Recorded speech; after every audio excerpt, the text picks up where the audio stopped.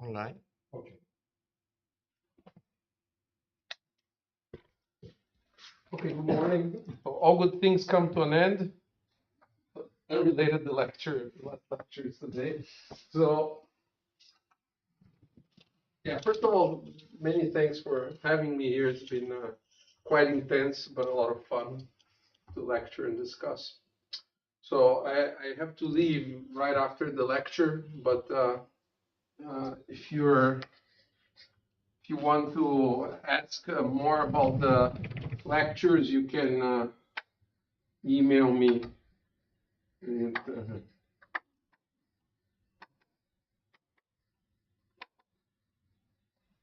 I should probably get a new email address.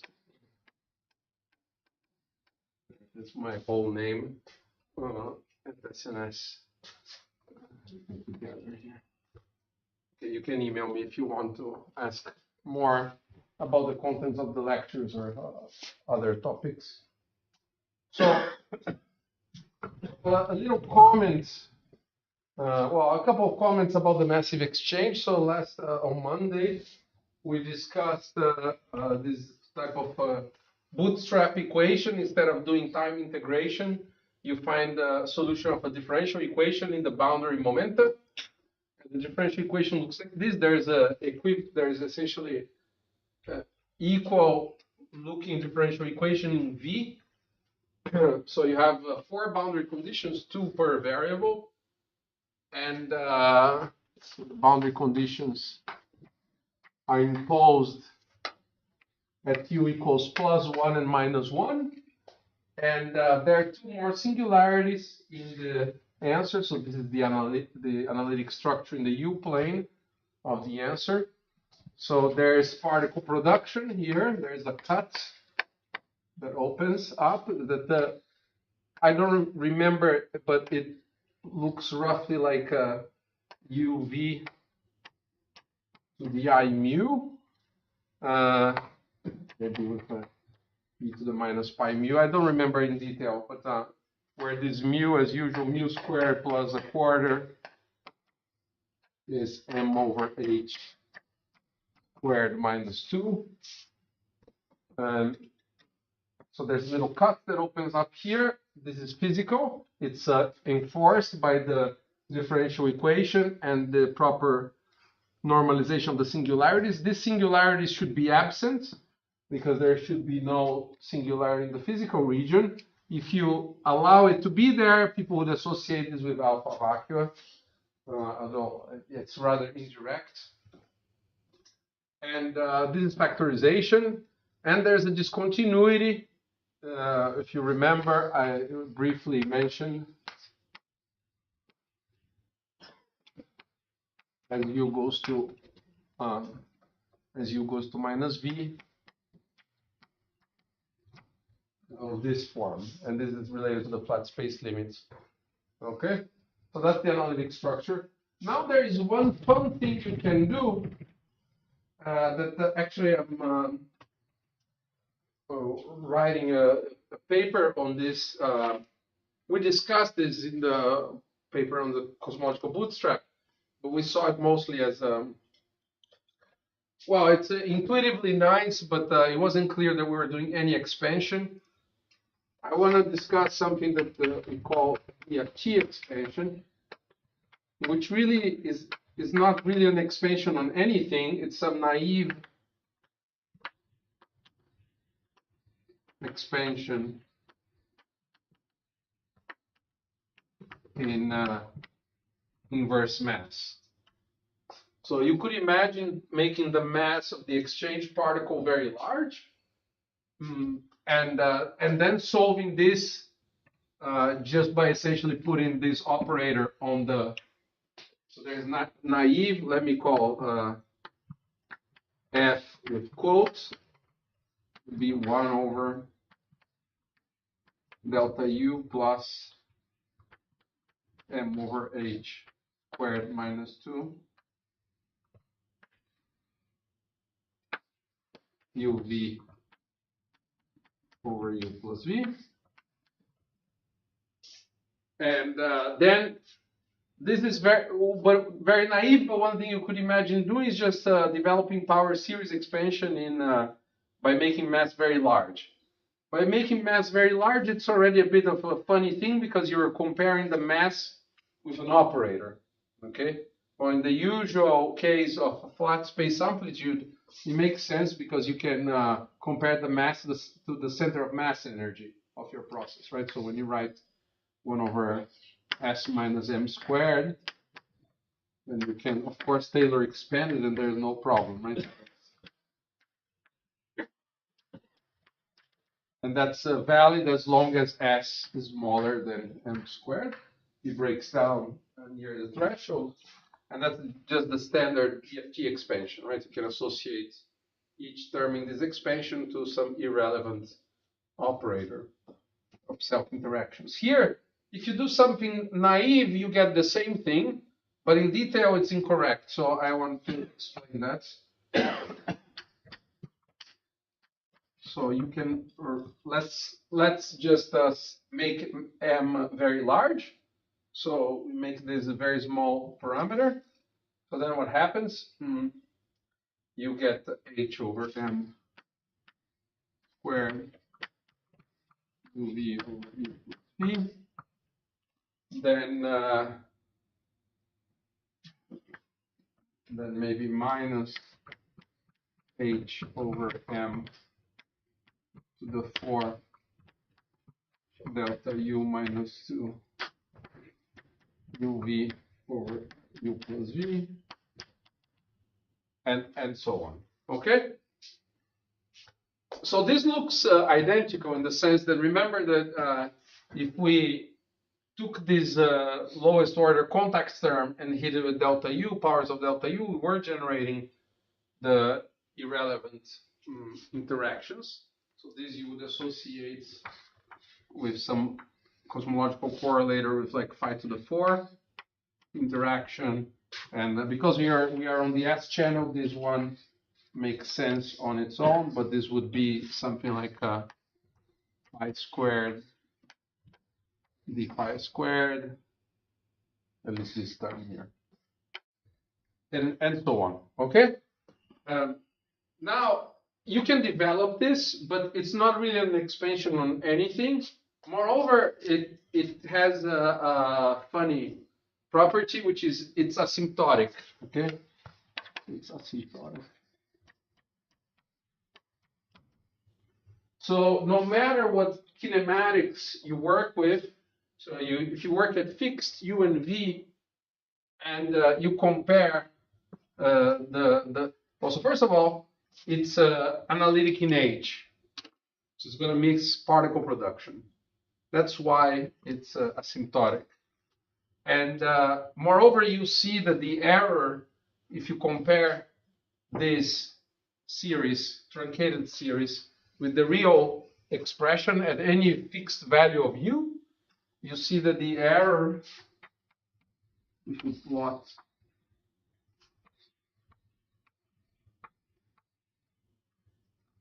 the error against the number of terms.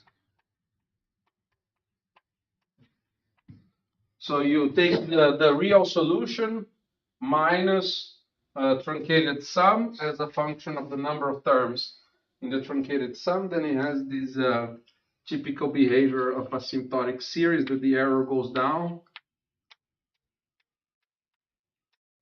And then it starts to climb up as you add more terms. Okay, so that's what it looks like. And so what you're missing here is, so it's a fixable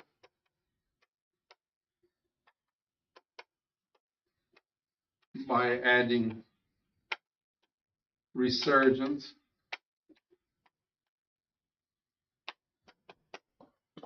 terms with e to the minus pi m over h coefficients. So I mean, this is a bit naive. We're trying to work out the details actually right now.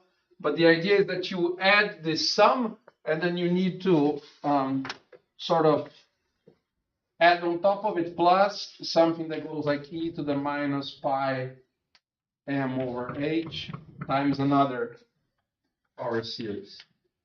C naught of u and v plus h over m squared c1 plus blah, blah, blah. Okay? And then that will make the error keep going down.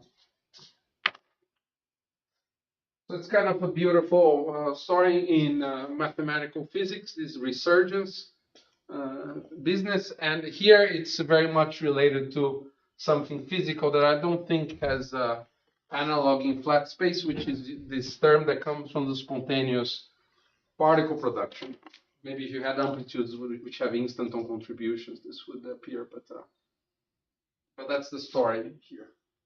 There are various ways of treating it, and we're investigating this now with some of people in our group, and like Laura Engelbrecht and Nadine Nussbaumer, and collaborating with Daniele Dorigoni, who's one of the masters of this subject. Okay.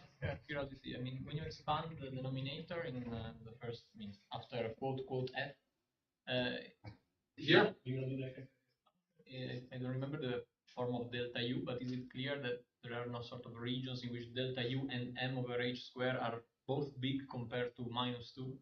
Then you have to expand in a bit of a different way. Yeah, I think this is rather formal, and probably the actual correct way of doing it is as you're describing. So you would do some Frobenius sum at small u and small u over v. And then what happens is that you don't cover the entire physical region. The sum breaks down at some fixed value of u, and then you need to, or maybe near u equals 1, and then you need to patch up with another region, and then when you glue, you feel that the only way to glue it smoothly is to add these terms here. Let me give you the toy example where this happens. Yeah, that gives me good reason to show another interesting feature of this equation.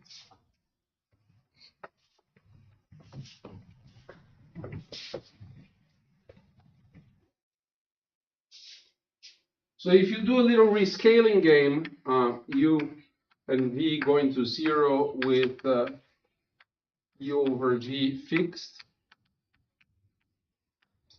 there's rescaled function f tilde. I don't remember. It's like a v, something like this. F. This is impressionistic. V f of u and v, and f tilde solves the following equation. So let me call u over v psi. So psi d psi squared plus mu squared f equals psi over psi plus 1. Okay, I think it's something like this. The only thing that this is doing is it simplifies the delta u operator into this Euler operator, and this it's pretty clear that it's essentially the source after some rescaling, scaling out some v tilde. So here it's exactly as you were saying. So one should not do this large mu expansion. You should find some f tilde, let's call it small or less than, which is power series psi to the n, Cn. And you find that this has radius of convergence 1. So this will be valid as long as psi is less than 1. And if you try to find some analytic function near infinity, let's call it f tilde greater than, that's going to be psi to the minus n dn for psi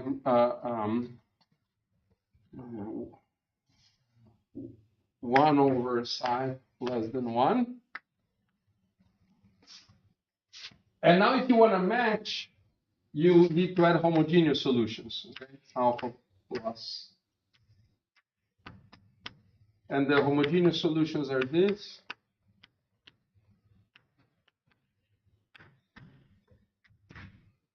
So you need to add these homogeneous solutions. The homogeneous solutions have nothing to do with particular and homogeneous.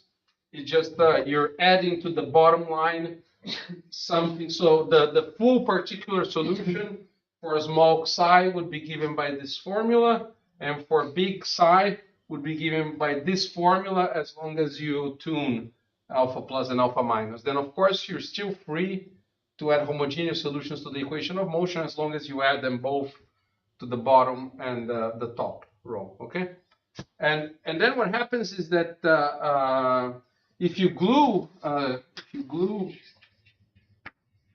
at psi equals 1, you'll find that the alphas, they go like e to the minus pi u. Okay? So these Cn's and Dn's have, they are like just power laws of 1 over mu. But then when you do the matching, this infinite sum becomes a Matsubara sum, and it produces a cosh, essentially. And it forces these terms to look like a cosh, and the infinitely many Taylor coefficients need to be resummed into something that is exponentially decaying. So that's how you see it from this point of view. And this is a mathematically consistent expansion. That's how we actually solve the equation. But then it's not true anymore that each term has an interpretation in terms of just irrelevant operators. Just to be clear, you said this was impressionistic, but that seems very concrete. No, this is very concrete. It's impressionistic because the details of the equation are not. Okay, left-hand side of the board right now is maybe like I should. Yeah. Well, and I can find the coefficients, but you pin them down for Frobenius. I just wanted to know what I should entrust. Well, I guess you can trust everything because I didn't explicitly say what all these things are. Okay. So those are the brush strokes. Yes. What do you mean by you glue at psi equal 1? So strictly speaking, this is the radius of convergence. So then you want the function, so you want f tilde less evaluated at psi equals 1 to be equal to f tilde greater psi equals 1, and you want the derivative psi equals 1 to be equal to psi, so that you have a smooth function. So the second order equation, so you match the function itself in the overlapping region, which is just a point here. Okay, and so alpha was the two unknowns. Yes. So you get two conditions. That's right. So if I remember correctly, this first one just forces them to add up to 0, the two coefficients, so they're identical up to psi.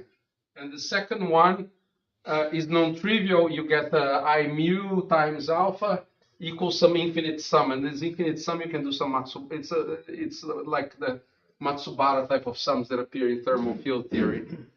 And the alphas, they will go like 1 over cosh pi mu, something like this, which at large mu is exponentially suppressed.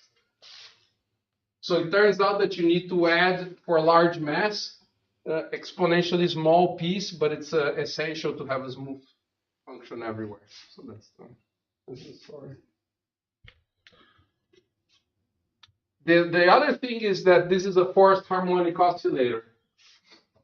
And remember that these are just ratios of momenta, no? It's just some static pattern in the sky. But then one more impressionistic thing, maybe I should change to cubist period. So if you call psi equals e to the t, there's no time, but it's just nice to, and then you do further rescaling. There's some f double tilde, that I don't remember what the rescaling is, just some psi to a certain power. Then it solves this equation.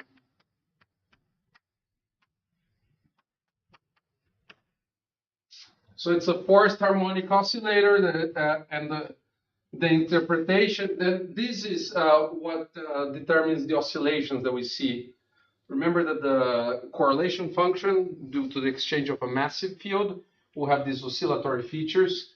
And the oscillatory features are just from the fact that this massive particle is a harmonic oscillator. As it propagates throughout inflation, it picks up a phase, e to the IMT. And you're seeing this from this harmonic oscillator equation. So in these limits, we are near the soft limit. So then as u goes to 0, you're gonna see these oscillations, and there's a little forcing that comes essentially from the expansion of the universe. Okay. So this is really time evolution of the massive exchange particle, but seen in the static pattern. So that's why we call it T, even though it's just ratios of momenta. Okay. So I'm done with my comments on this equation. Is it obvious that we get just with the isolated H? This function. What do you mean by isolated singularity in H? So in the other blackboard, you want to the resurgence gives this equal minus m over h. Yes. The isolated is obvious that it was because they are anticipated is that this structure in H is just this, just a single isolated point, that's it. Well, no, by physics you would have expected this, but then by resurgence black magic, you can see that this, well, there can be n times this also term, but this is the type of correction, the leading correction, the Borel plane that you see looks like this. But if you put the series, you said you have a symplectic series. Yes. It is quite straightforward to develop symplectic series for large orders in 1 over m. Then you look for the Borel singularities of the series and you will get this formula. Yes.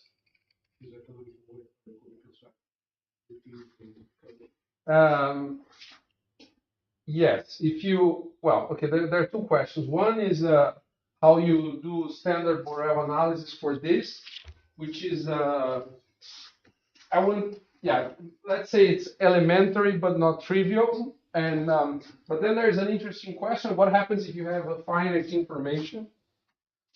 So of course there is the resurgence of the formula for which we already know the answer. So it's a bit of a mathematical physics problem.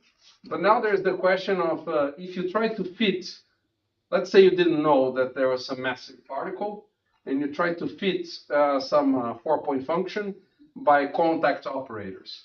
And then you see that the error that you're making starts to grow. Then the question is, what do you do with this information? Can you recycle, etc.? And then the story involves these things called hyperasymptotics, etc. And in that case, I don't understand how to detect this. There's a way of massaging the terms that are making the error increase so that the error keeps going down. But I don't quite understand how they are related to this type of correction. Maybe if you know, I'd be curious. In the resurgence business, the main effect, the coefficient of one of these objects.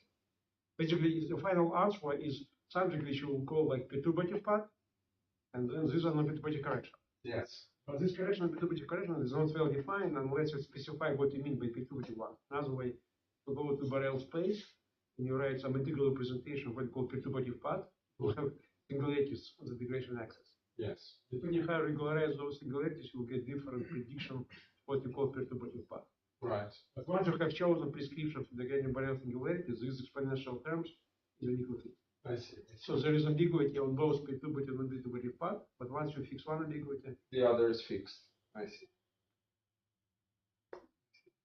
Yeah, so we're trying a different thing. We're trying the, okay, so of course you can do more or less standard Borel analysis of the exact answer, but then I was interested in this business of hyperasymptotics, just using finite information to see how much you can reconstruct of the answer and whether you would be able to tell where the mass of the exchange particle really is, etc.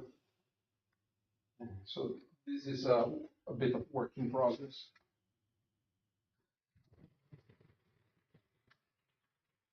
Okay. So I hope if I made it clear to you that the differential equations are quite useful. And the question is whether they're a general phenomenon or just a consequence of a lot of symmetry. And well, it's let's say empirical facts that you can fiddle quite a bit with inflation. You can change the symmetry breaking patterns. You can relax boost symmetry. And this is useful for phenomenology because there is a nice result from this effective field theory of inflation that FNL, the strength of the 3-point function, I remind you, is the 3-point function in units of the 2-point function squared. That FNL from minimal models, like just the Planck suppressed operators, etc., is too small to be detected in the near future, but it can be made large, and one typical way of making it large is to change the dispersion relation of the curvature perturbations. In other words, to give them a speed of sound, because then you create a sound horizon instead of the Hubble horizon, shorter distance scale in which the self-interactions happen, and so you enhance self-interactions. So for example, if the speed of sound is less than 1, for example, 10% of the speed of light, then you can have FNL order 100. Okay, and that's detectable, even ruled out, depending on the value of CS. So the question is, the moment that you break Lorentz symmetry like this, are these differential equations, this whole structure going down the drain? And empirically, the answer is no. We can find differential equations and things still work out. And the question is this a general phenomenon, these differential equations, okay? And I am not going to be able to answer this in full generality, but I want to explore in the rest of this lecture today a toy model, which we already discussed, which was this phi cube theory, for which there was quite a bit of structure of the flat space wave function. But now I'm going to put it in a power law. FLRW universe. Okay. So I'm going to make the scale factor be theta over some benchmark theta star. And I parameterize it like this, -1 plus epsilon. Okay? So I parameterize like this because then inflation requires very small epsilon. Oh, let me just check here.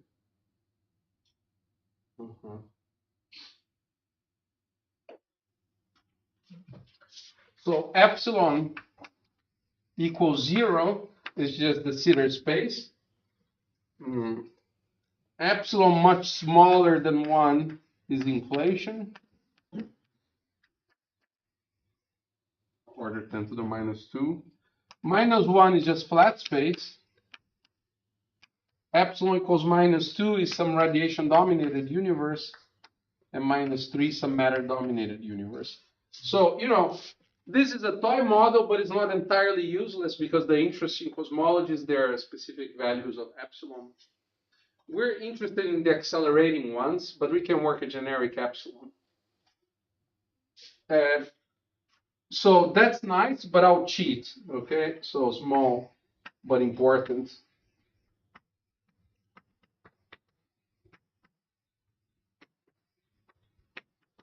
Cheat.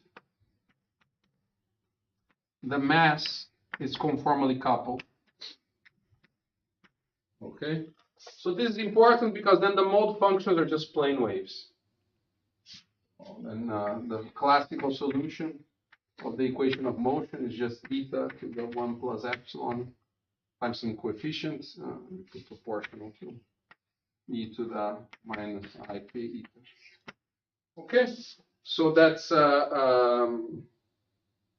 right. So that's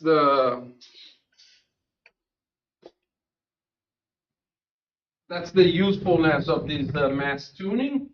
So the mode functions are simple, so the propagators are simple, but it's not so simple that the scale factor is doing nothing for you because the interaction is phi cubed.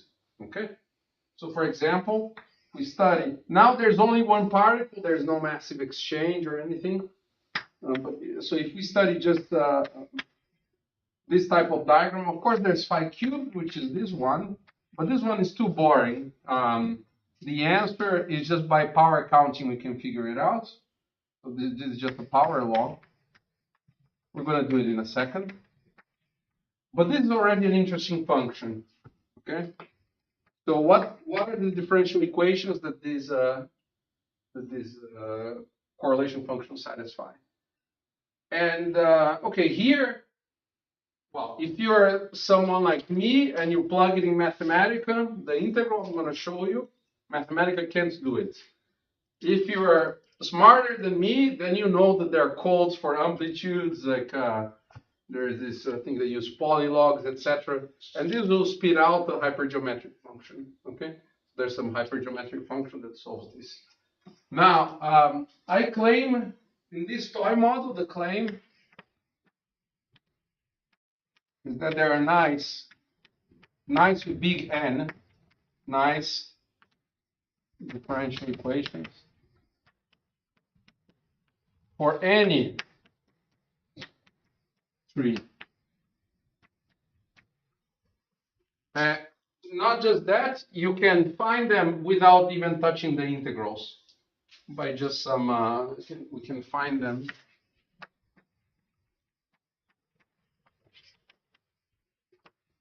by nice graphical rules. And this was a surprise.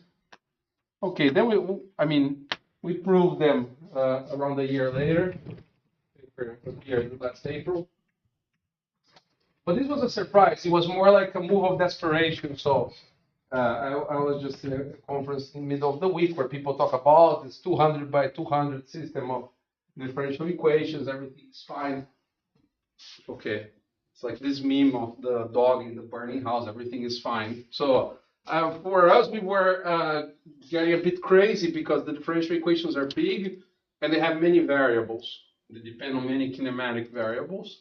And then we started drawing pictures to bookkeep the equations. And then we saw the pictures make sense on their own. So then we started to find the logic in the pictures and start making predictions for other differential equations. And then we discovered that you can just draw pictures and forget about integrals and find the differential equations on their own. Okay. So I want to tell you how this story works for the rest of the day today. It uses a lot of QCD type of machinery because for this type of system, and in fact, even for the massive integrals in the sitter that we discussed until now, everything I'm going to say will also work. The paper on this has been done by some of my friends, and it will be out. I'm not involved, but it will be out probably in a week. It's this, there's bells and whistles that you add on top, but the structure is very similar, okay? And my impression from the amplitudes community is that differential equations are just a big hammer to get a job done. But now I'm a fan, I think that they probably have an interesting life of their own, and they're not just some tool to get some answer out. They probably have interesting intrinsic structure. So I want to try to convince you of that. So how do you find the differential equation? Remember that reminder.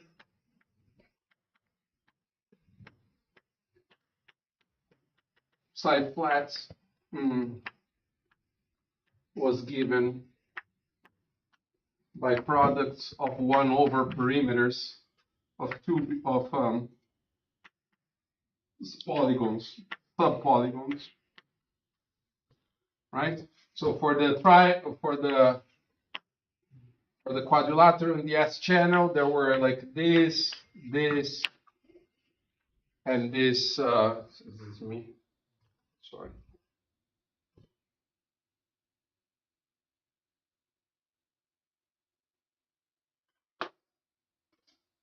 And for the pentagon, there were two terms, if you remember. They all have in common this triangle, but then there are two separate ways of breaking this into subpolygons.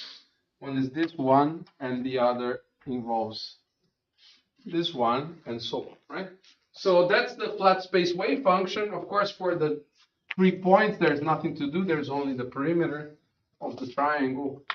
And long story short,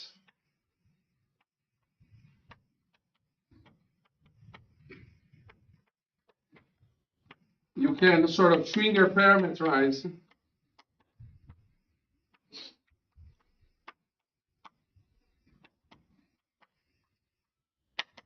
time integrals.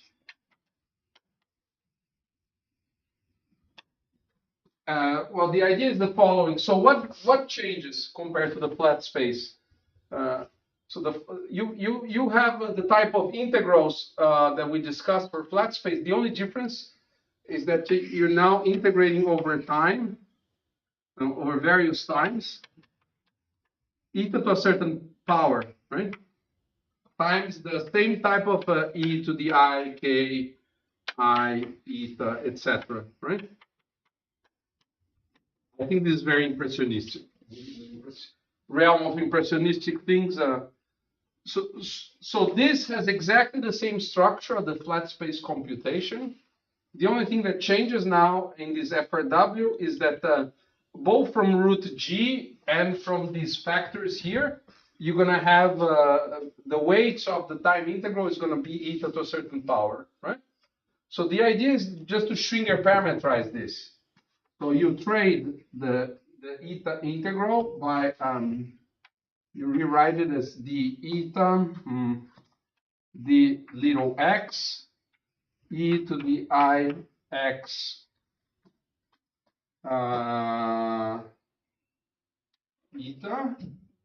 times x to, let's see, so eta to the p, eta to the p plus 1. So it should be x to the minus p minus 1, I guess. Huh? Something like this. And etc. And then you can do the time integrals. So it seems that you don't really gain much, but you're just swapping these two integrals. But the structure you get, I think, is, well, it was very suggestive. Let me tell what it looks like. The nice thing in phi cube theory, there's some general story for power law vertices, etc. But let me not bore you with that. What happens is that if you, for example, take now psi 4 in FRW, it's going to be given by this formula. So I remind you, what's the what was the psi 4 flat? It's just the product of perimeters. So it's 1 over k1 plus k2 plus k3 plus k4, k1 plus k2 plus s, k3 plus k4 plus s in the s channel, okay? 1, 2, 3, 4. Now, unfortunately, I need to change notation again because each paper is written in different notation, and my brain is wired in the notation of the papers. So I'm going to call K1 plus K2, I'm going to call it X1. K3 plus K4, I'm going to call it X2, and S I'm going to call Y. Okay. So you can trade, so you can 1, 2, 3, 4 S. You can trade it for some dumbbell picture where you have here X1, X2. So X1 is K1 plus K2. and you have S in the middle, you have Y. Okay? You can think of this is just the propagator, if you wish. It's kinematic space, but it's related to the propagator of the guy in the middle. You can just think of it. This dumbbell is just connecting these middle points here. Okay? So then if you write it like this psi4 flat is just 1 over x1 plus x2, x1 plus y, x2 plus y. And now here's the answer in FRW. You still have to do 2 time integrals. And now we traded for 2 integrals over Schwinger parameters. Now they run from 0 to infinity. Let me call them little x. You'll see why in a second.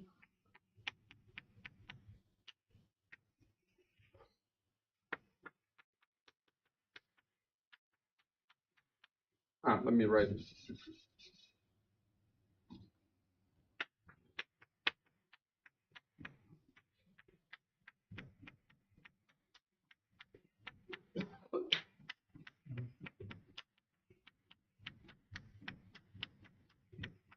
You might ask, where is the cosmology? Where is epsilon? And it's here. Okay.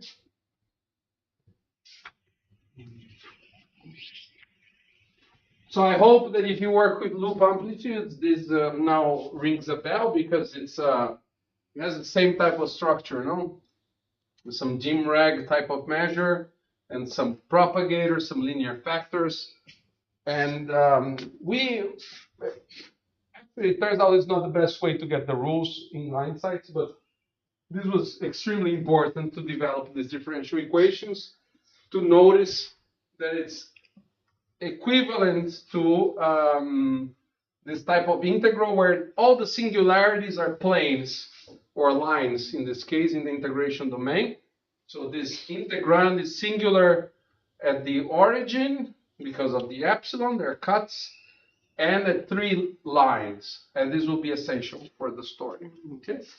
So you started with an integral in d eta, and now you have integral over the 2 little x's.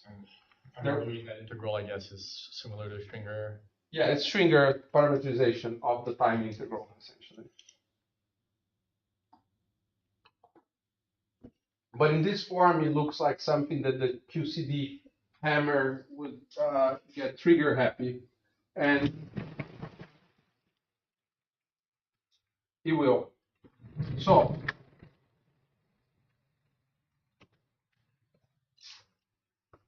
integrals of hyperplane arrangements, these types of integrals have been studied, I think, for a very long time, since the 70s. People are trying to generalize the hypergeometric function. There are books by Kita and Omoto and various other people that are trying to develop integrals of this general form. And so we can borrow a lot of results from them. So we're integrating this is the integration domain, okay? X1, X2. So the puzzle is, how do we find differential equation once you get an integral of this form? The integration domain is the upper quadrant here, but the integral is singular at 5 different lines. And here they are, the lines that pass through the origin. Then x1 equals minus x1 plus y, and x minus x2 plus y, and then there is this line here. Okay, so it doesn't pass through the integration domain, but it carves up two-dimensional space in a way that these objects now have some interesting topological features. It has cohomology and stuff like that. Okay. So the mathematical theory to deal with these types of integrals is called twisted cohomology. But I'm a simple person, so twisted cohomology means that this integral belongs to a family of many other integrals that are related by integration by parts identities. Okay, that's the reason it's called twisted is because we are working sort of in GIMRAG. So we're never going to worry about boundary terms. We're always going to throw away total derivatives and be happy. And hope we land on our feet. You mentioned epsilon, you want to go epsilon negative, no? Yes. No problem. It will work. You work at finite epsilon and so the integrals, so for example, as epsilon goes to -1, you should recover flat space. You should recover the integrand evaluated at little x is equal 0. That's the result of the integral. And you find differential equations, they're smooth in epsilon. When you set epsilon to -1 and you solve them, you get back the original. I believe, but isn't divergent? You take epsilon equal to minus Yeah, it is divergent, but if you work near epsilon equals -1, it diverges like epsilon plus 1 to a certain power. So you can do a coupling strength for normalization, and the coefficient up front is the thing that we care about. So actually, if you put some gamma function here, then it works for any epsilon. Right? So that's the way we were telling the story, and then more careful people redid this, and they realized in the Schwinger parameterization the gamma function appears for free, and then everything is fine. Oh. Okay. But yeah, so in this sense, this business doesn't penalize you for being sloppy. Somehow it knows that you will land on your feet. For example, when epsilon equals 0, this is a polylog. This is the Lie2 function that appears in almost every computation in physics in which there's a Lie2, the box, the massless box. Actually, so the massless box is the tree-level exchange. If you take the lambda phi to the 4, which is 1 over k1 plus k2 plus k3 plus k4, and you Fourier transform that to position space, it's also related to the Lie2. It's called the D function in the IPhT literature. So, anyway, so it's the same Lie2 more or less will appear there when epsilon equals 0.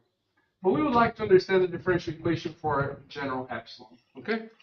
So then there are all sorts of black magic theorems that were developed by the mathematicians, and I can just state the theorems. I actually have no intuition of why they're true, but you check that they're correct, and you're happy to use them. So the ideas to find differential equation are the following.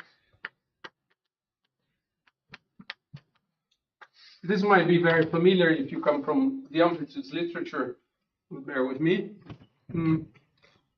First of all, you enlarge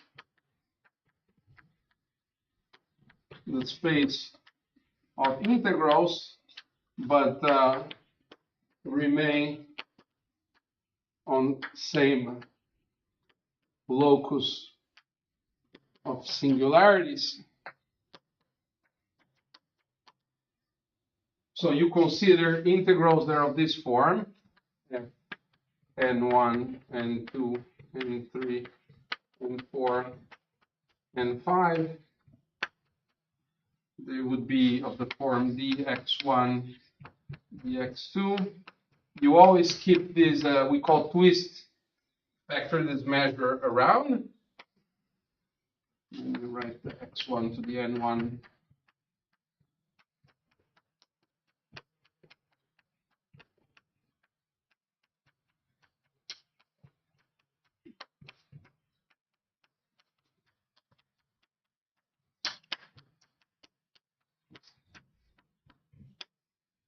Okay. So you just consider general exponents. So it seems like a bad idea because the one problem that you don't know how to solve, you trade it for infinitely many that you don't know how to solve. But there are many, infinitely many relations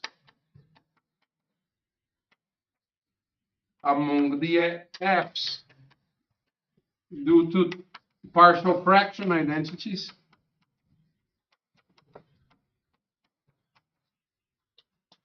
And integration by parts.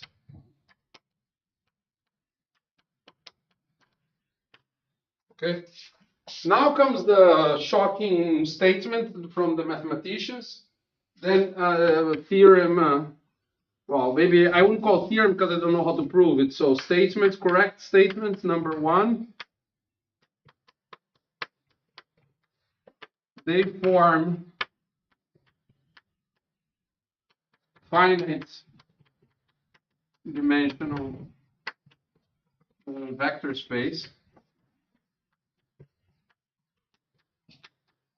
And in that sense, you solve the problem of differential equations, because it means that if you know finitely many of these integrals, you know all of them.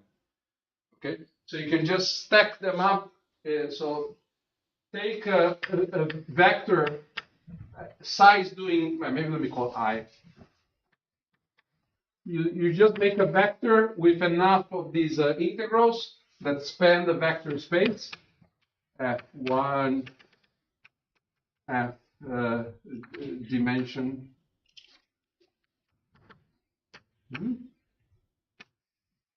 They can even be the original psi4 and its derivatives as long as they're independent. And then if you take the differential with respect to kinematics, this differential is just taking derivatives with respect to big X1, big X2, or Y. All you're doing is you're moving around in the vector space. So it's just a change of basis, right? So this equals d of this, and it's just going to be a change of basis. So it's some flat connection, and that's the differential equation. Okay. So this statement is doing essentially all the work. This is true for integrals of hyperplane arrangements in twisted cohomology. So there's always going to be differential equations. Now, there are many things to worry about.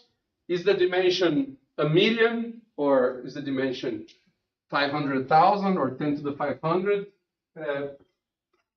Then this nice statement number 2 is the dimension is at most the number of bounded chambers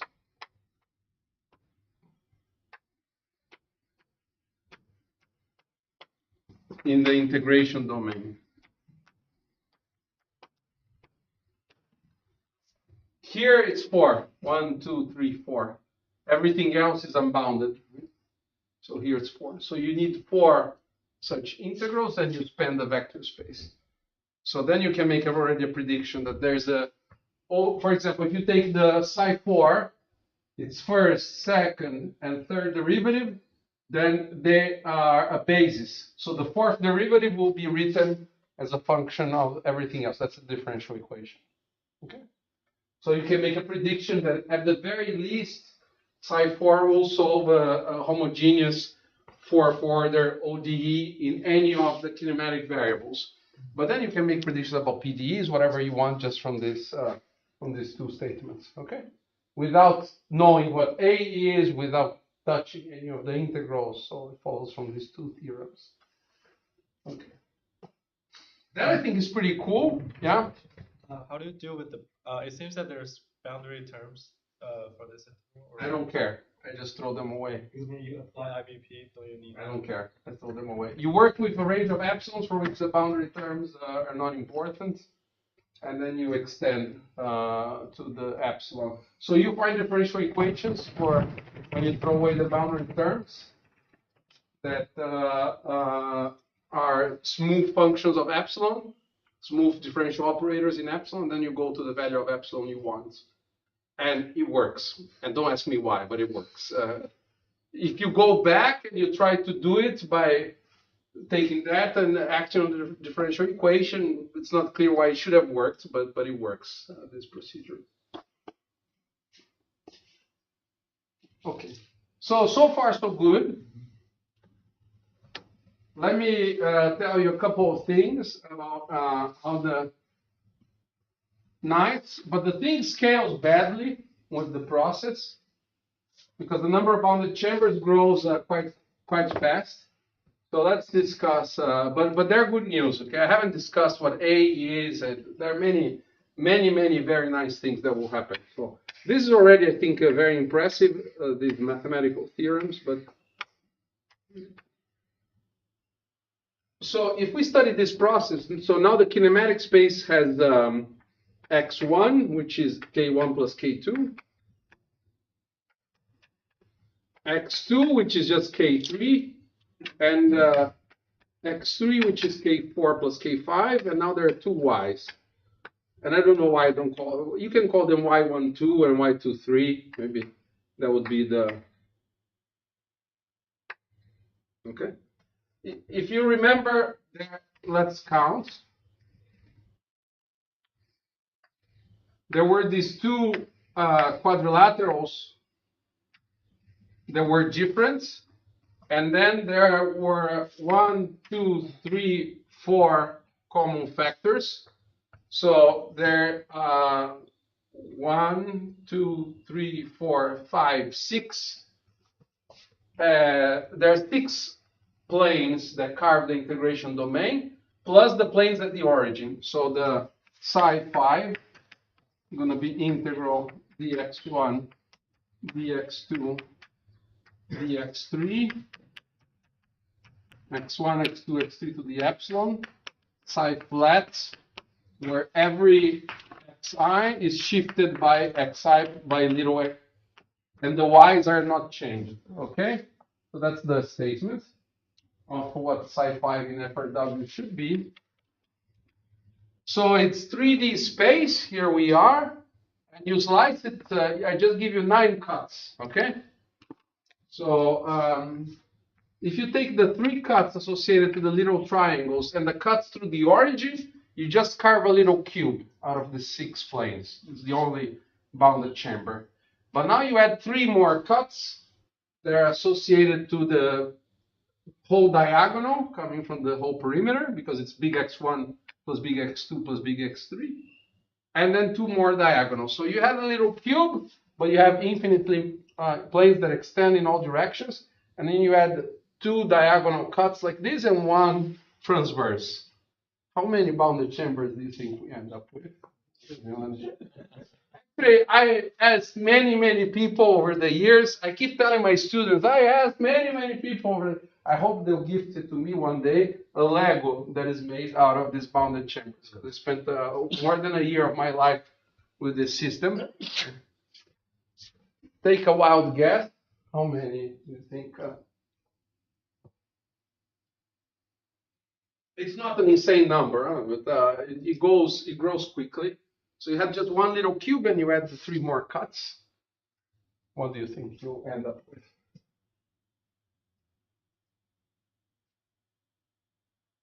8. 8 more. Okay, 25. 25 bound, 20 or 26. 25 or 26 bounded regions, and I don't remember. Okay. And it's very hard to visualize them, but they're you can actually, mathematicians also have crazy methods to compute how many bounded chambers using something called the Poincare polynomial. So you have a polynomial that encodes the number of edges and corners, etc., of this hyperplane arrangement. And you evaluate this polynomial at, roughly speaking, I don't know, dimension equals -1, and it gives the number of bounded chambers. Some crazy thing. Sorry, just I got a little lost on the relationship between the diagram and the hyperplane. So what's psi 5? Psi flat. It's 1 over x1 plus x2 plus x3, which is the perimeter of the whole thing. Then the perimeter of each triangle, which is x1 plus y12, x2 plus y12 plus y23, x3 plus y23. And then there are 2 more terms that come from these quadrilaterals. So what are they? It's easy to draw tubes. So this quadrilateral, for example, is this tube here. So it's x1 plus x2 plus y23. And the other one will be x3 plus x2 plus y12. Okay, so this is psi flat. Now you're supposed to put this in here, shift these by, so this is shifted by little x1 plus little x2, etc. Right? And then you have these, so if you go to 3D, x1, x2. But each term gives you the difference. That's right. So this just slices at the origin, x1 equals 0, just slices like this. So this 3 got just split the 3D space into the octants, right? Then these 3 guys just put parallel planes and build a cube. Just like in the case up here, we had a square, right? But then the extra line, this extra line took you from a square to 4 bounded chambers. Okay? 1, 2, 3, 4. So you went from a square to 4 bounded chambers. Now here you're going to have a cube.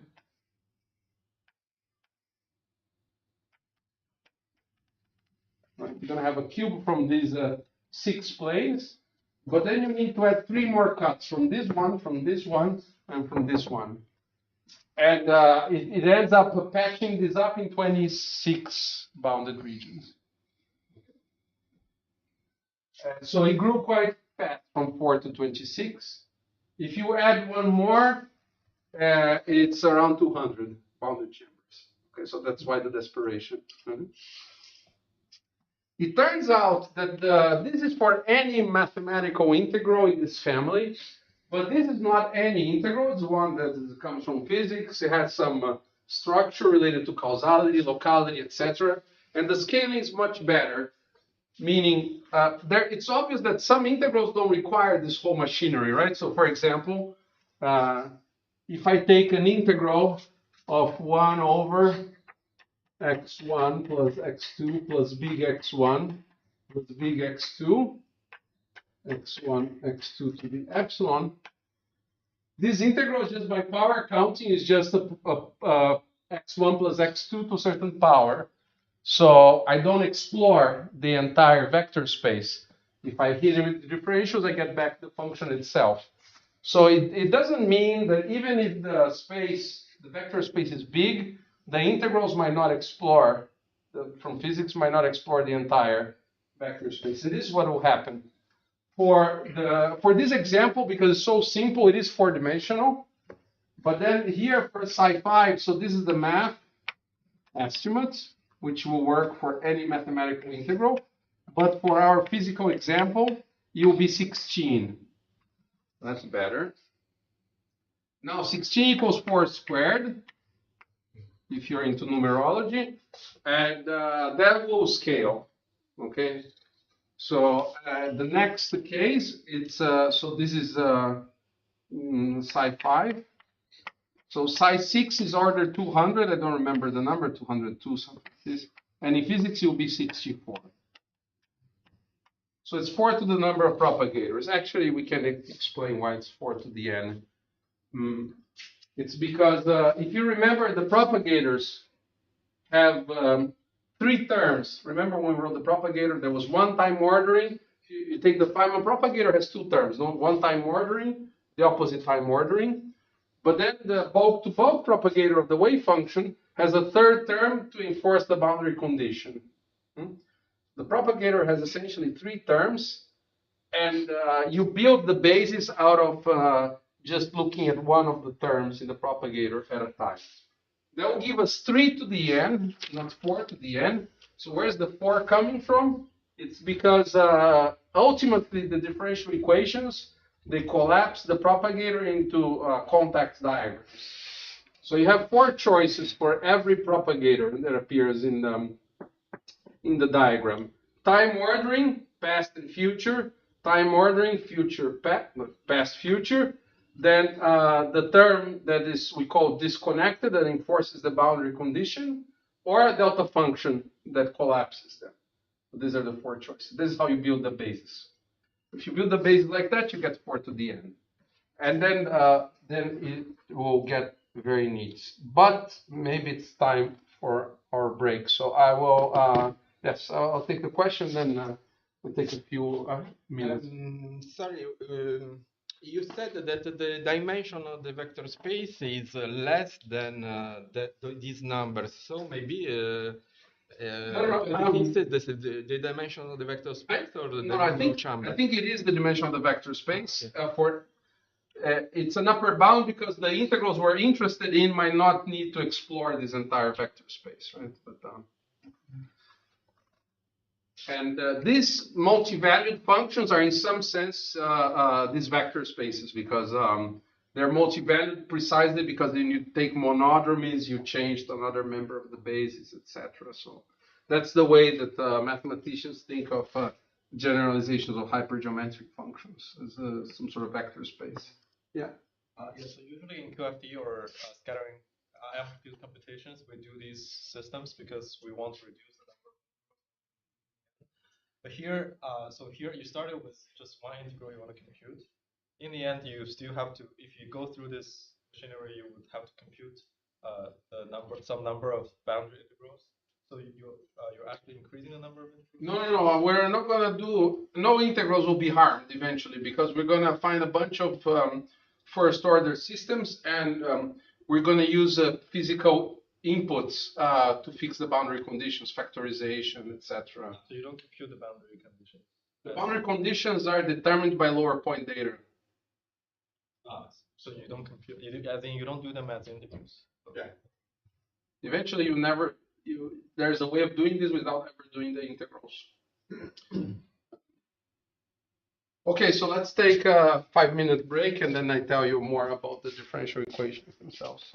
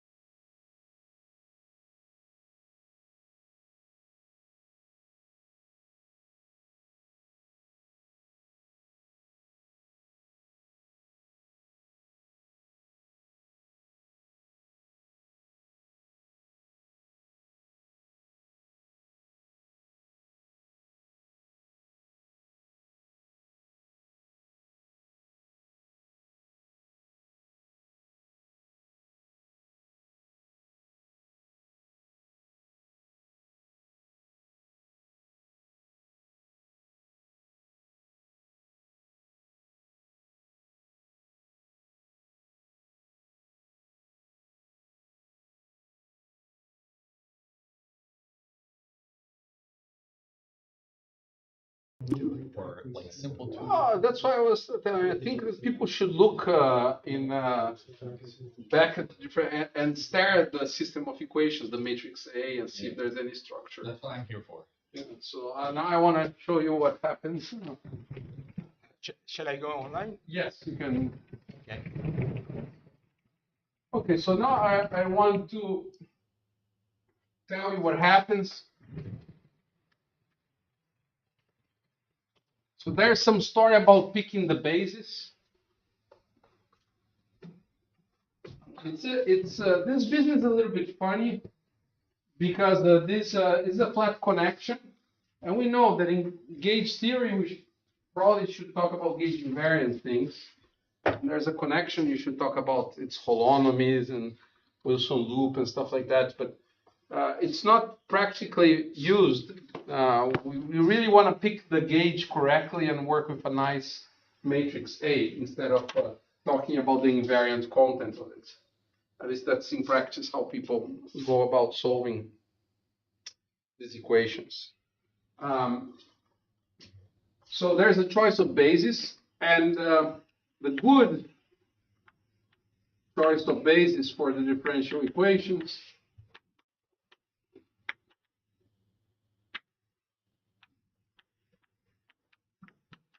involves what are called canonical forms.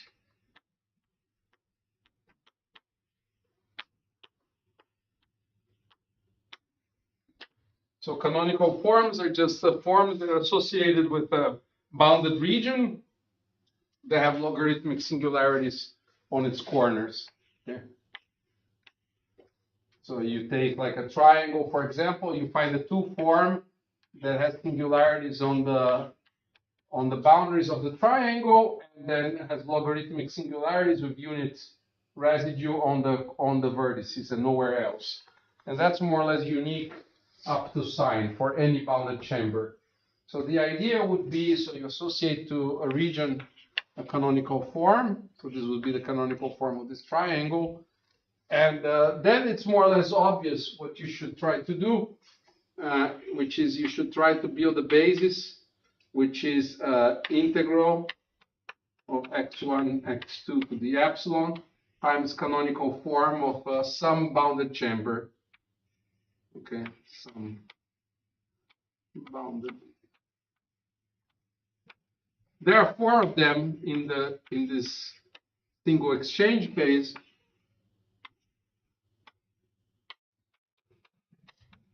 Yeah, this is very experimental. Okay, it's not well. Maybe it's offensive to experimentalists. It's a very trial and error. Okay, I'm just trying things and oops.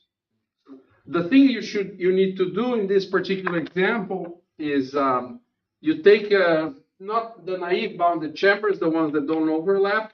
You want to stick as close as possible to the axis where the twist is, so that then the idea is that you should take the big square, the big triangle, and now I see that I put myself in a corner. The little triangle here at the bottom, and this triangle here. So these are the 4 bounded chambers in which the equation looks the nicest. Okay? And first of all, if you take any bounded chambers, there's something nice about this choice because of the properties of canonical forms, etc. I mean, I can channel my inner Nimar Kani-Hamed to sell canonical forms for you, but maybe you invite him if you want 24 hours of canonical forms, then ask him to lecture about this. But so if you take any canonical forms, one nice thing about the system is that then if you find differential equations, the entire cosmology dependence factors out. And this is non-trivial. In amplitudes, this is a non-trivial business to find the basis in which it's epsilon factorized. Here, because of the simplicity of this type of integrals, if you take integrals of canonical forms, the entire epsilon dependence is in the coefficient up front, which implies that not only that this is an integrable connection, but it's abelian. So because integrability implies what? So d squared I equals 0, just commutation of partial derivatives. This equals epsilon dA plus epsilon A di, but di is epsilon A, right? So usually that would imply that the non-abelian field strength dA plus A wedge A is 0. But here it implies separately, because of the epsilon dependence, that it's abelian flat, and all commutators vanish. So it's a stronger condition. Okay, it's kind of neat. And then you're like, okay. So what's so now show me the matrix A. So here it's a matrix A. It's 4 by 4. So in principle, there are 16 entries, and the entries are as follows.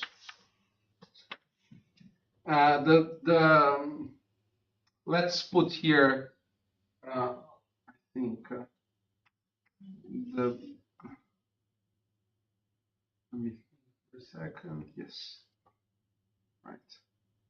I put the box. It talks only to itself. I'm still not showing the entries. I'm just teasing you. So if I put the box here, then I put the little triangles here, and I put the big triangle at the bottom. So the big triangle only talks to itself, and the little triangles talk to themselves. So they're always diagonal terms, and they talk to this triangle. Okay. So you would say, why do I need the box? And the reason is that in this basis, the original wave function is not present. Okay, the original wave function requires sum of these first three terms. Okay, so the wave function psi equals something like box plus little triangle, minus box plus other little triangle. So the big triangle is not appearing in psi, but it appears as a source. So the big triangle is related to the context term that appeared in the differential equation. Okay, this system is just one particular case as epsilon goes to 0 of the differential equation for single exchange that we discussed before. Okay. Is there a hierarchy here among the chambers that contain each other? And how I think so. Yes, but ultimately you stop visualizing. But yeah, I'm pretty sure there is.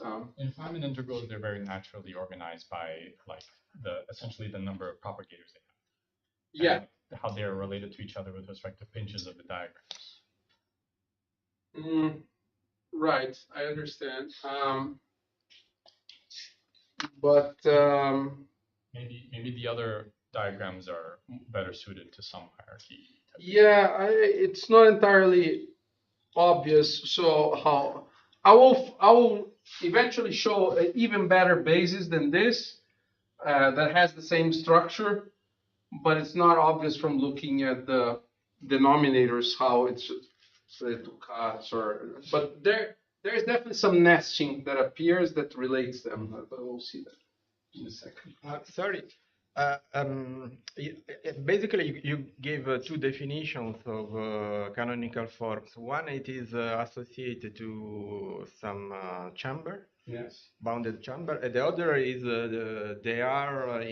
they satisfy this equation. No. That's not a definition.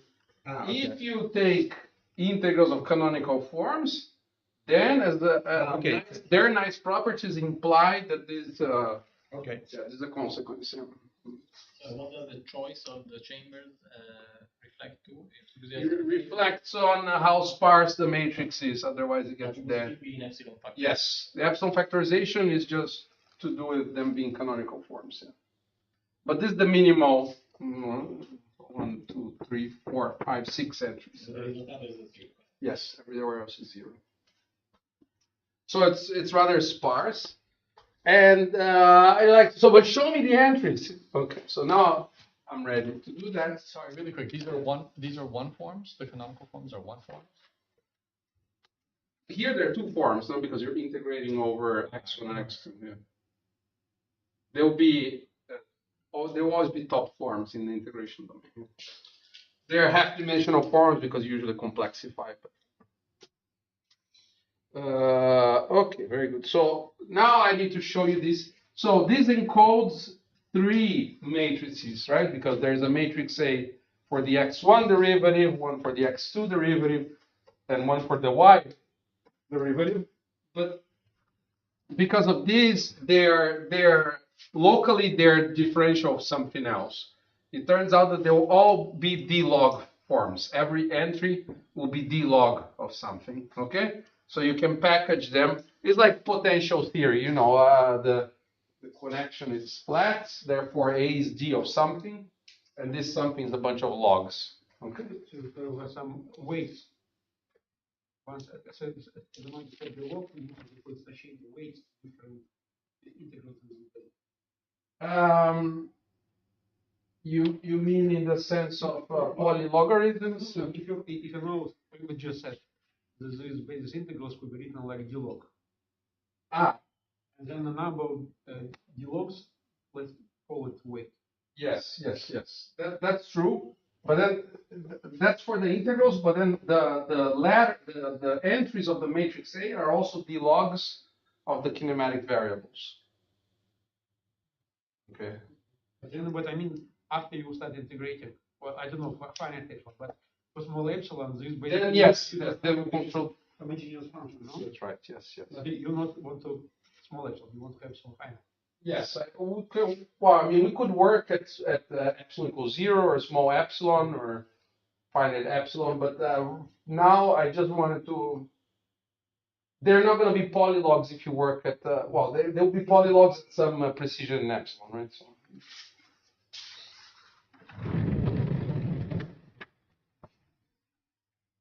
By the way, there are other things, the usual shift relations that. So in amplitude, you have the shift relations that relate the amplitudes at different dimensions. Here they change the cosmology shift relations. So you can relate the process computed in the Sitter space. And people have noticed this, that sometimes it's helpful if you want to compute correlators in inflation to do some computation in a simpler background and then apply derivatives to it. And here it's automatic from these shift relations among these Feynman-like integrals. But I'm not gonna. Actually, I don't know how to derive them systematically.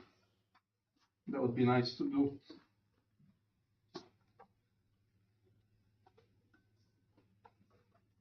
Okay, so now, before finally showing you the entries of the matrix, I need to introduce some notation.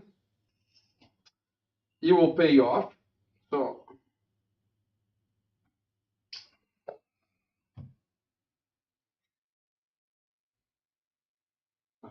That's what's happening. Okay. Tubings. Let me start drawing some tubes. So remember that there was that unphysical singularity at the collinear momenta. So that in this language, it means that there will be singularities at x1 plus y goes to 0, x2 plus y goes to 0. These are factorization singularities. This is the flat space limit. Now there is no cut at the origin, so there is no y to the end, because if you remember, the cut had to do with the mass being not conformally coupled. Conformally coupled, the particle production part is sort of perturbative. So there is no singularity as y goes to 0, but there will be singularities as x1 minus y that goes to 0 and x2 minus y goes to 0 in the differential equations. So you need to somehow be able to have some mnemonic or some graphical way of representing these 5 denominators or these 5 singular points in kinematic space. So in order to do that, we take our kinematic space was just x1, y, and x2, and we're just going to address it. We're going to put a little cross, and then we're going to associate different tubing. Oh, I'm going to associate little tubing to every one of these limits. Okay, let me draw it 5 times.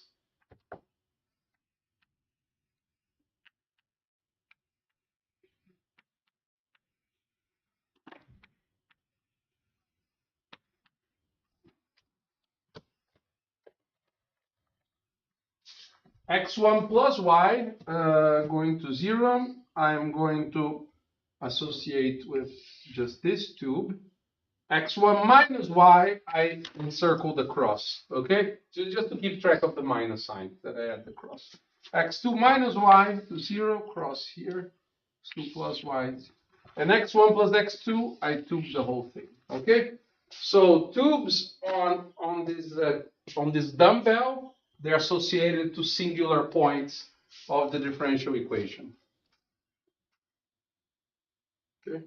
Now the tubes will do double duty. The tubes can also label the basis functions.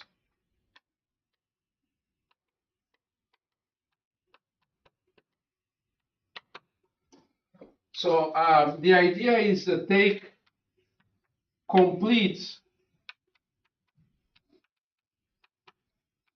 tubings, meaning non-overlapping and closing all balls. Okay. So let's see. In this case, it will be 4, and it's not a coincidence.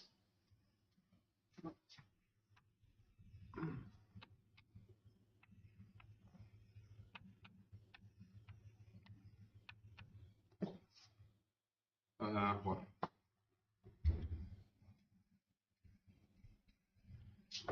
Let me draw it here.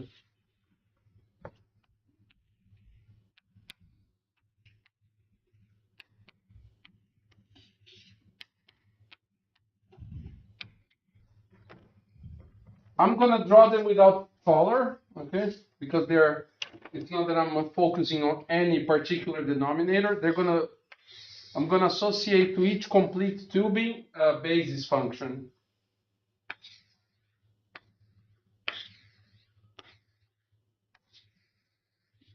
Okay. So the rule of the game is that the tubes should not overlap, and the tubes need to enclose all balls. Okay. And if you play this game for the next example, which is this, you're gonna get 16, okay, which is not an accident. So you can build all the members of the basis. You can associate one master integral or one basis function to a complete tubing, and you can read off an integral. But I'll show you how to build the differential equations without touching any master integrals, just by building them out of tubes. And I'm going to build a self-consistent system of differential equations that are ultimately associated to the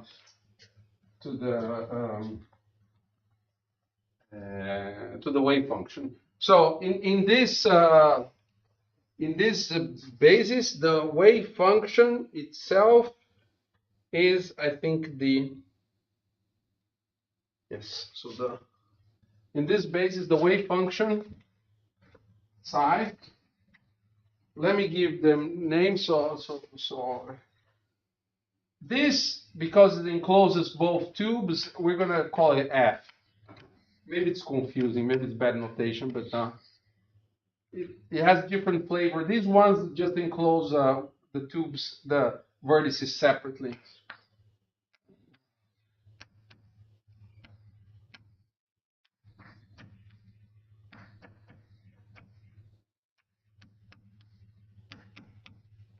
Okay. So the actual wave function is given by this.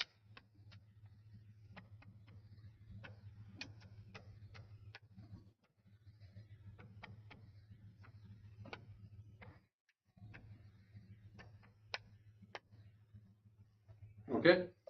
This is literally what I was mentioning to you earlier, that if you take the bulk-to-bulk propagator, it has three pieces. One time ordering, the other time ordering, and the disconnected piece that enforces the boundary condition. So you can think of each master integral as, even though you're in kinematic space, you should think of this one. It came from one particular time ordering in the bulk, in cosmology, the other time ordering, and this is the disconnected part. Okay? And that will act as a source in the differential equations. Okay. So that's the story. So now let me show you what this thing looks like. So instead of filling the entries of the matrix A, I will draw pictures of the differential equation. And let me explain one more thing about the ladders.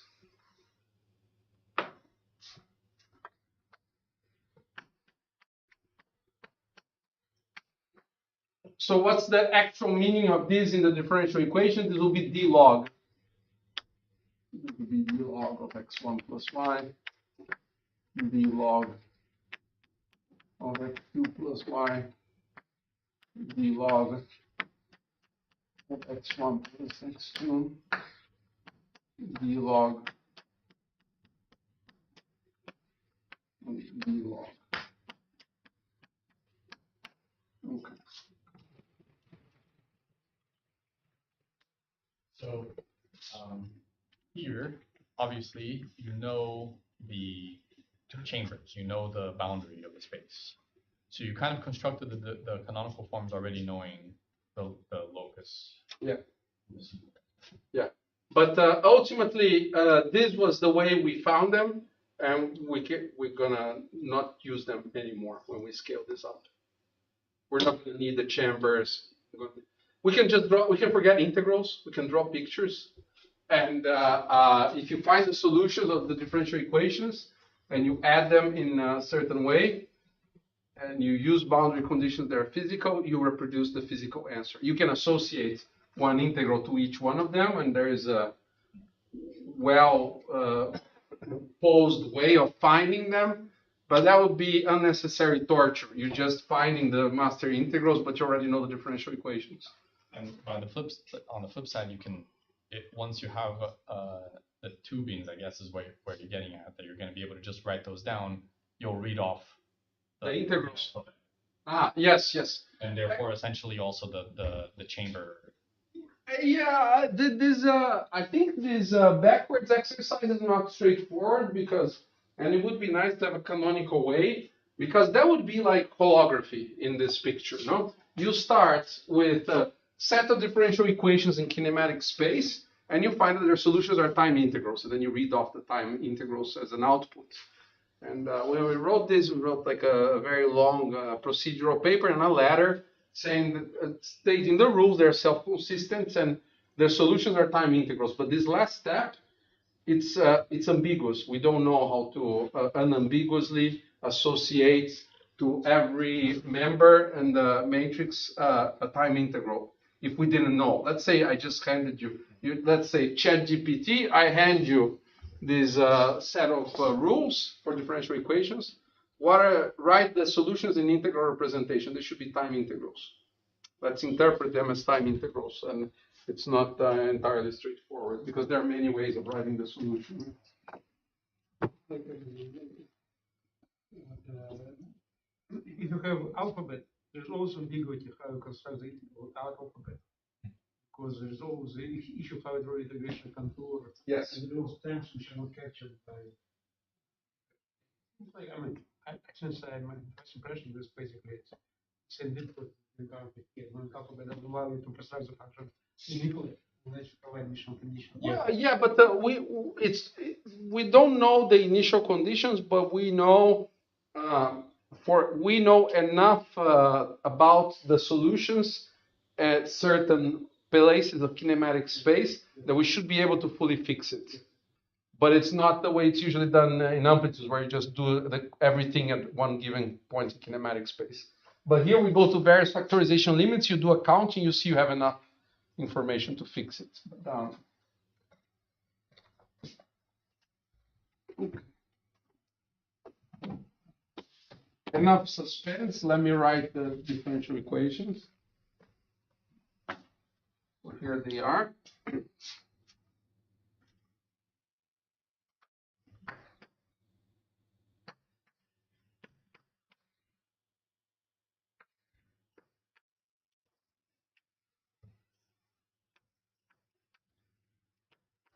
I'm not gonna color because you'll take a very long time, but I will explain.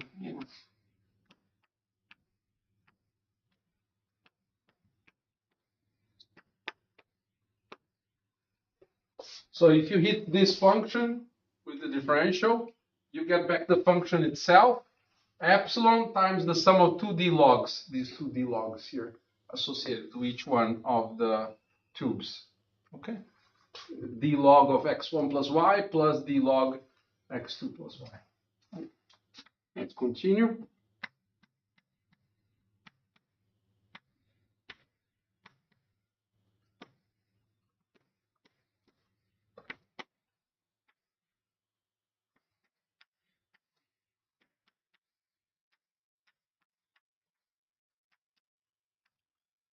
This is sort of, I mean, this part of the structure is sort of forced on you almost by scaling. But then there's something else that happens.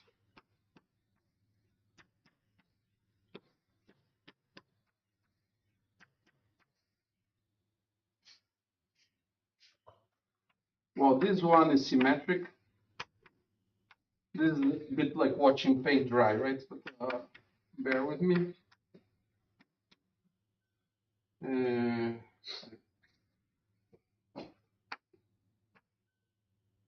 Oh, sorry, I messed up.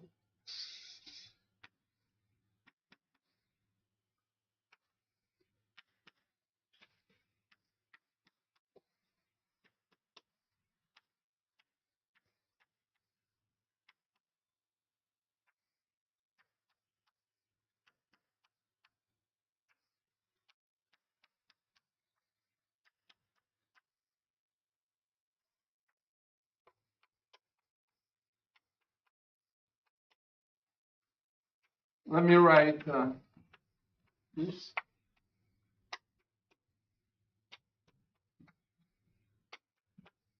I know that epsilon plus epsilon is 2 epsilon, but just to... Sorry, no epsilon in the F term in the second. Yes. So they are not.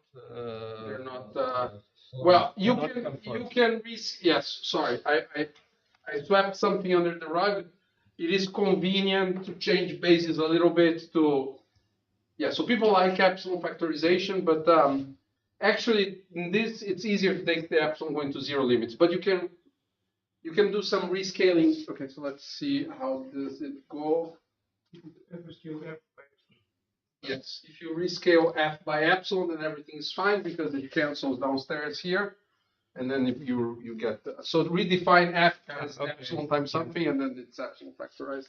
But this is useful to when you send the epsilon to zero limits, then you reproduce the right answer in this ether like this. Okay, but now if you look at it. Well, this example maybe it's not enough information, but if you struggle hard enough with the next one, then what I'm going to tell you will happen for any graph. So what's going on? When I hit the function, I get when I get back the function itself, and I activate the tubes one at a time. Okay. And here because the tube encircles two vertices, I have epsilon twice. Okay. So 1 epsilon per tube. So there's one part which is activation.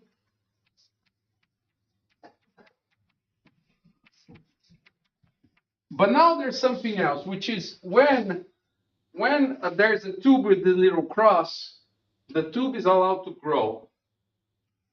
When the tube grows, it can phagocytate the tube next to it, generate a function that has the bigger tube in it. And there's a little rule of, there's some relative sign that is forced on you by scaling of the overall thing.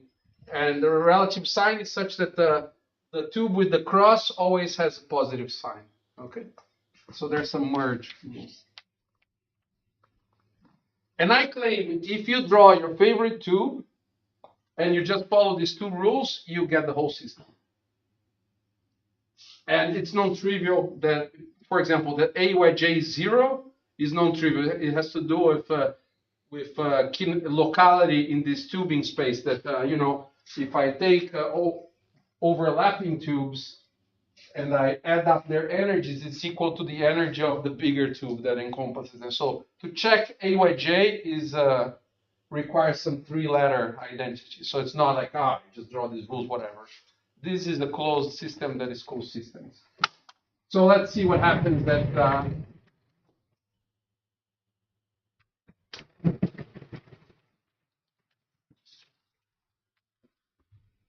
let's see what happens at the next stage.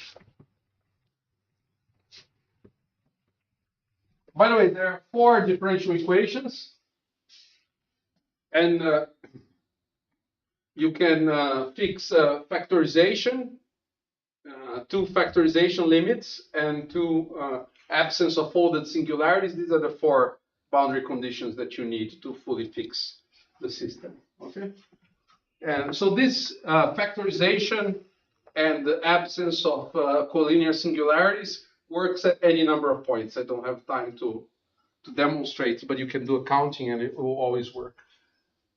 So now for the next example, I'm not gonna write a 16 by 16 matrix for you, but we're gonna use these rules to predict one of the lines, okay? So, but what I will do, and you will help me, is to write the 16 basis functions, because I never get it right when I do this in front of the board. 1, 2, 3, 4, 5, 6. Here, Control C, Control V would be very handy. 1, 2, 3, 4, 8.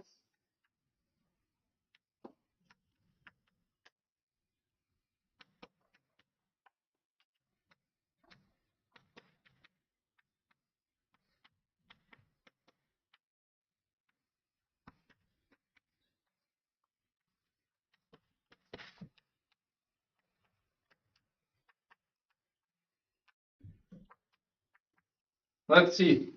I never get this right, so don't expect much of me. So we need complete tubing, so let's start this. Then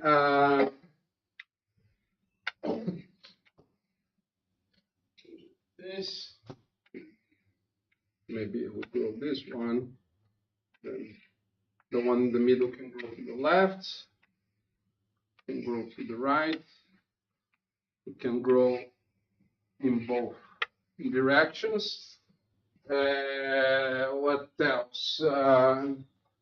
Now, I guess we can do this, like this. I think there should be 9 where I'm probably missing something where there's no tube with 2 balls in it. Am I missing something?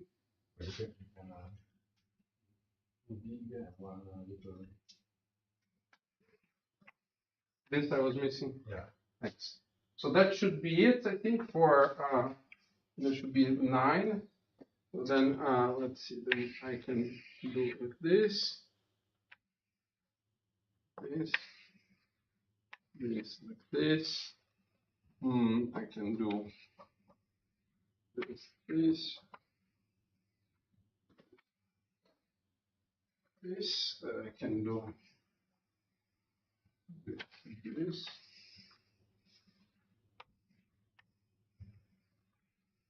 Okay, there you go. So these are the 16 basis functions. And let's follow the 2 rules I just taught you. There's one example that's kind of neat, which is this one, which is psi. So the story is that the actual FRW wave function depends on the first 9 entries. So you need to take some sum of the first 9 terms because they enclose single tubings, okay? And these will act as sources in the differential equation. So, but you need to find the differential equations for all of them. But let's see what happens with this example.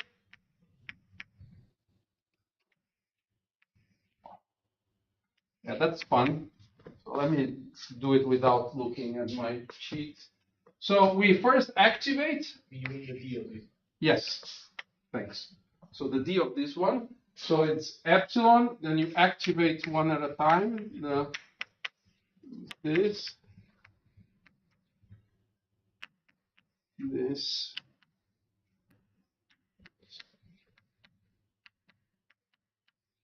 this by itself. By the way, maybe just maybe the tube in the middle is non-trivial. So for example, this ladder here would be x2 minus y2 plus y23, okay? So it's always have to take both entries. So this is x2 plus y12 minus y23, and this is x2 minus y12 minus y23. Well, this is x2 plus y12 plus y23. So there are 4 choices for what's happening in the tube in the middle. So this is just the activation, but now there are 2 tubes that have the X. So both of them are allowed to grow, but you grow one at a time. So let's grow this one. So when this one grows, it eats up this one. So there's a rule that will connect this tube. The one that grows comes with a minus sign. The one that gets eaten with the minus sign, even though it has a cross. But now we're doing this rule of this tube merger. And the function, the source that will appear is the one that comes from the tube growing. So you're just moving. There's dynamics in this static kinematic space. This tube moves, and you get this. Okay? And there's another merge, which now involves this tube growing here, minus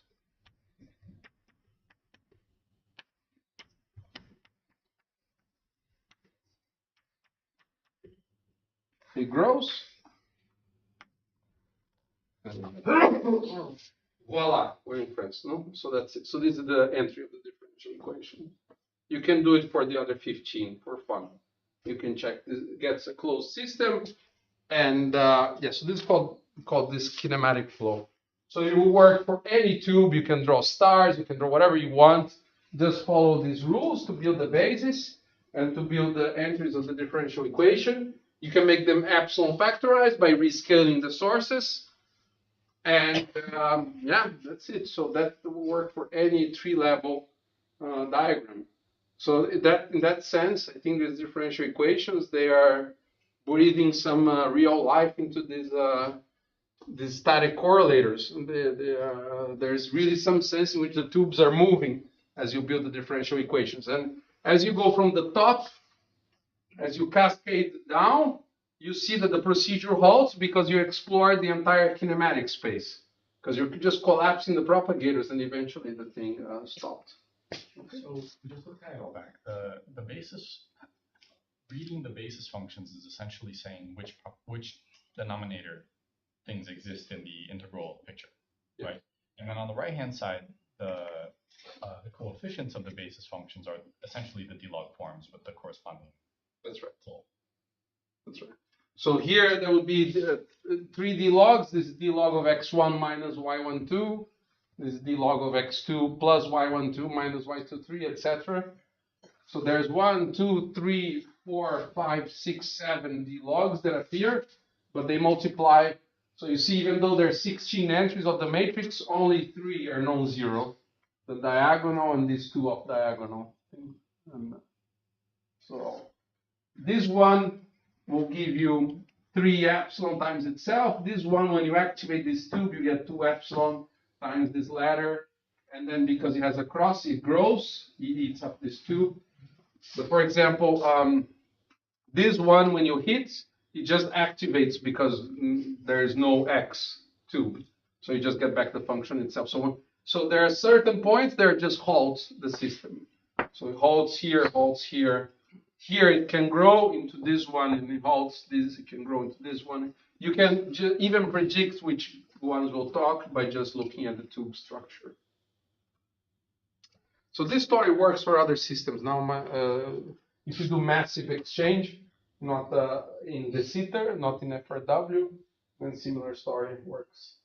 If you do unparticle exchange, my students are now working out the rules of this flow. So it seems that this is a rather general phenomenon in these three-level correlators in cosmology. So it would be a lot of fun if there's something similar happening in this black hole two-body problem type of computations. So we've reached the end. Let me try to wrap up. So these cosmological correlators are really the quantum imprint of the very beginning of the universe. And well, I think they're phenomenologically still interesting. You can still think about different scenarios for inflation.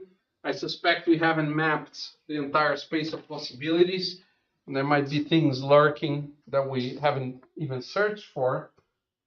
And this influx of machinery, be it from conformal field theory or from scattering amplitudes, has really changed the way we think about them, the way we compute them. And these other areas are so developed, moving so fast. I feel that this cross pollination will just keep growing. So I hope it was a good invitation for you to look into this topic. And if you can't get enough of it, in July we'll have this nice school on cosmological correlators at EHS. So just nearby. So I'll stop here.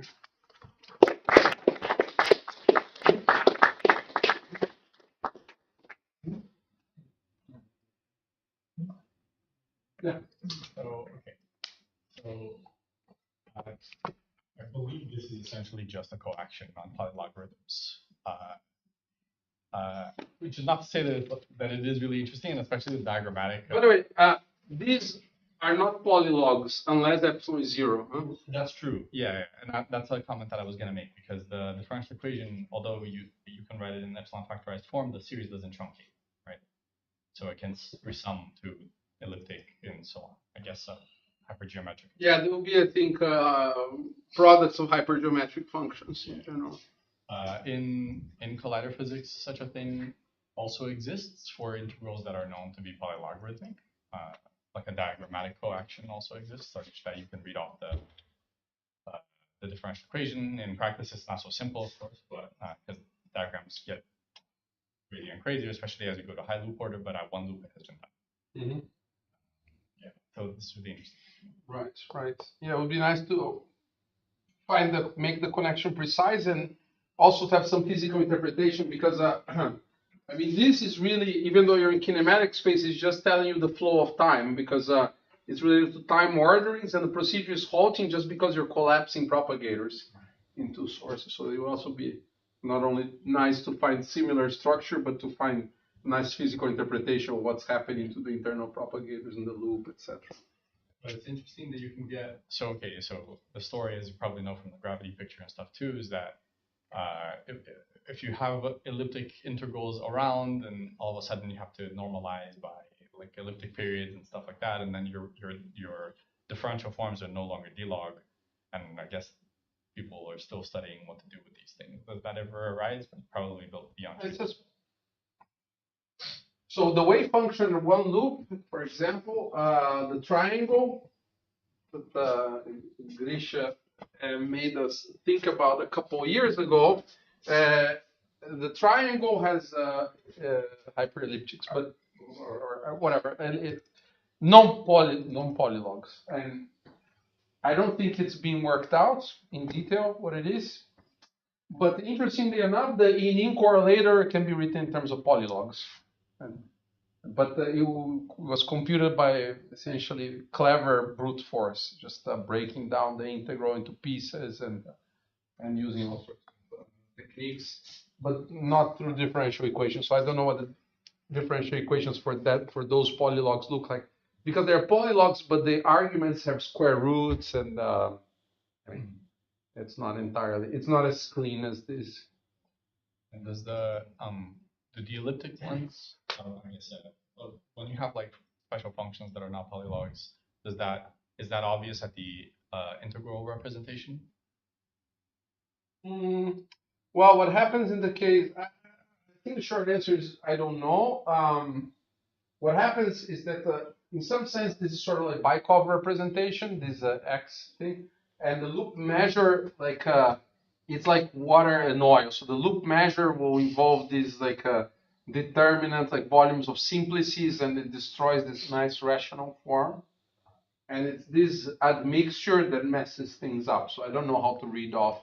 You can do Landau analysis, but I don't know a priori how to tell that it will be polylog or something more complicated. The measure is like algebraic functions.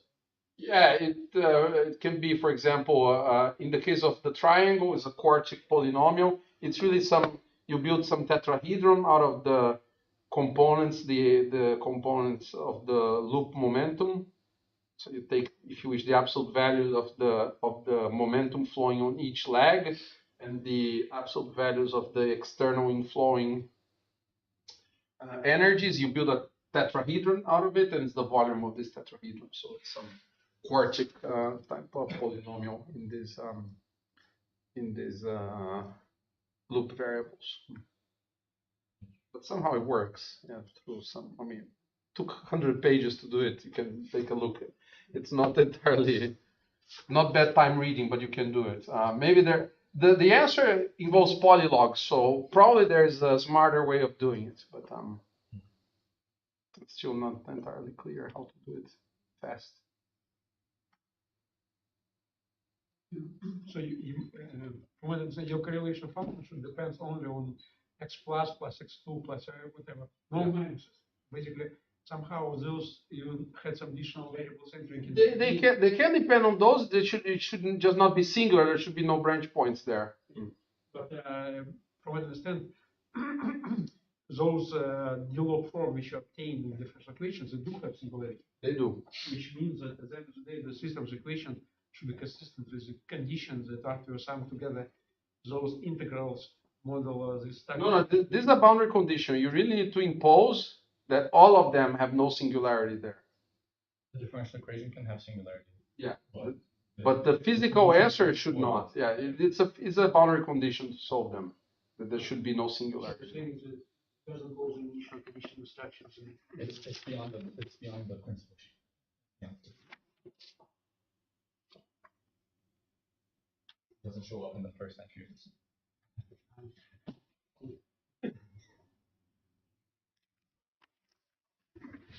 More questions? So if not, we thank Guilherme for it.